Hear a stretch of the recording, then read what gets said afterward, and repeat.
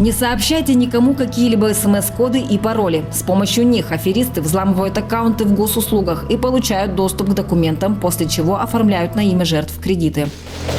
Не сохраняйте пароли от мобильного банка и госуслуг в облачном хранилище телефона или браузера. Если ваш аккаунт будет взломан, аферисты получат доступ к вашим персональным данным.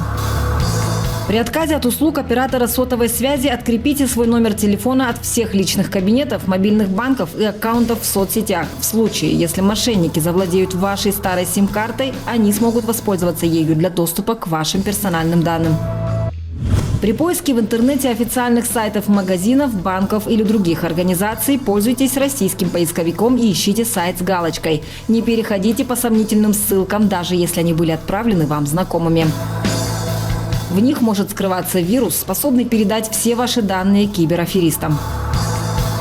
Добавьте номер своего банка в список контактов. С помощью специальных программ мошенники могут подделывать любые номера. Если вы добавите номер своего банка в контакты, он будет высвечиваться именно так, как вы его сохранили.